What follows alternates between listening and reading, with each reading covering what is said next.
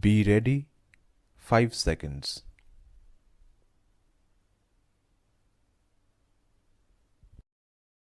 Welcome to all of you, and welcome to those connected online as well. Friends, I won't take much of your time today because you are in the mood to live and win, and I am in the mood to welcome you back after your victory. I always try to meet with the stars of our country's sports world, learn new things, understand their efforts, and make any necessary changes in the system from the government's side to support them. Sports have a nature similar to that of students. When a student goes to take an exam, he reassures the entire household not to worry, as he will get a good rank. Once he comes out of the exam hall, he knows how he fared, whether he performed better or not. If he does not fare well, then as soon as he comes out of the exam hall, he starts giving excuses like the fan was too loud, the window was open and he could not concentrate, the teacher kept looking at him. You must have seen such students who always have so many excuses and blame circumstances.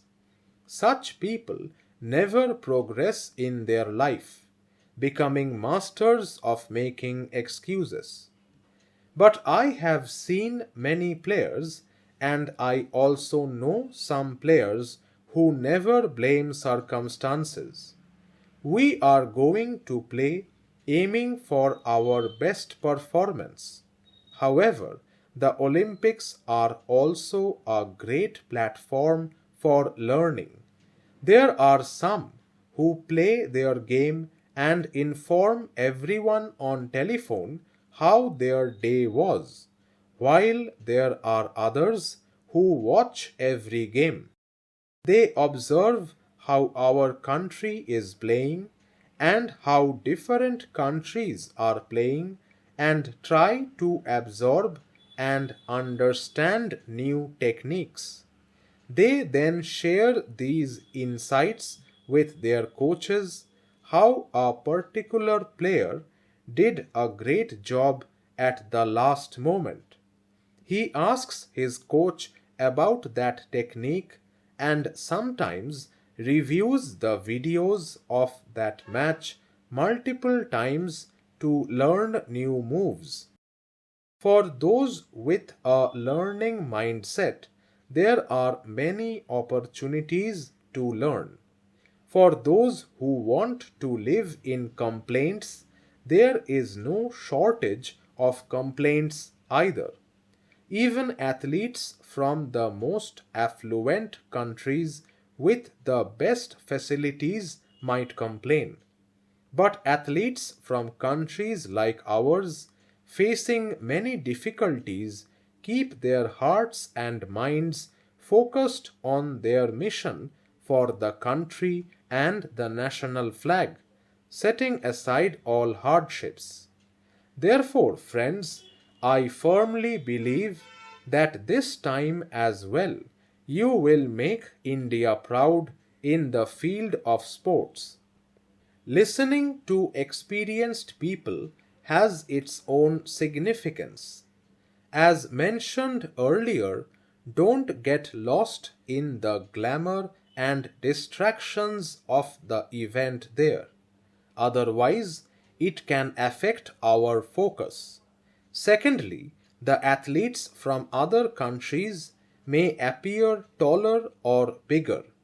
But remember, this is not a game of physical size. It's a game of skill and talent. Do not be intimidated by the physical appearance of the competitors. You should have confidence in your own talent. No matter how imposing the opponent looks, believe in your own abilities. Skill and talent are what bring results. The media is not just a passive observer of the country's conditions. All of you in the media play a crucial role in changing conditions and guiding the nation. Today, India is at a point in time where the next 25 years of its journey are very important. For us to become developed in these 25 years, the role of newspapers and magazines is equally significant. It is the media that raises awareness among the country's citizens. It is the media that constantly reminds the citizens of their rights. And it is the media that makes people realize their potential. You also see that when citizens of a country gain confidence in their potential, they start achieving new heights of success. This is also happening in India today. Let me give you a small example. There was a time when some leaders openly said that digital transactions are beyond the capability of the people of our country. They thought that modern technology would not work in this country. But the world is witnessing the wisdom and potential of the people. Today, we are breaking huge records in digital transactions globally. Today, due to UPI and modern digital public infrastructure, the ease of living has increased and transfer of money from one place to another has become easier. Today, our countrymen living across the world, especially in Gulf countries, are sending the most remittances, and the cost they used to incur has significantly reduced, partly due to this digital revolution. Major countries worldwide are trying to understand our technology and implementation model. This great success is not just due to the government. You all in the media have also contributed to this success, and therefore you all deserve congratulations. The natural role of the media is to create discourse and to strengthen discussions on serious topics. However, the direction of media discourse often depends on government policies. You know, every action is viewed through the lens of vote arithmetic in governments. We have changed this mindset.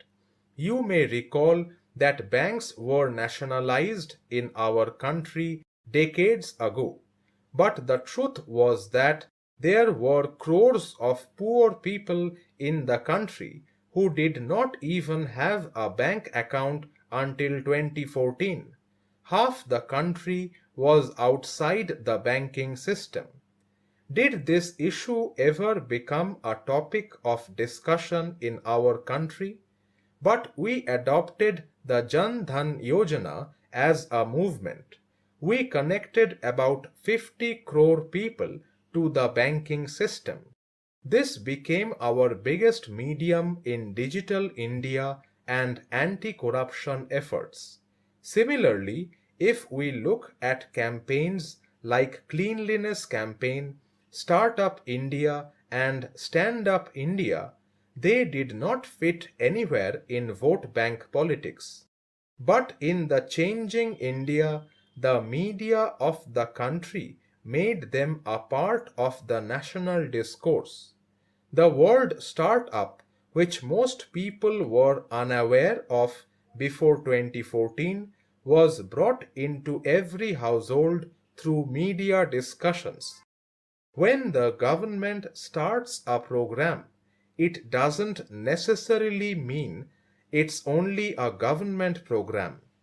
If the government emphasizes a particular idea, it doesn't mean it's just the government's idea.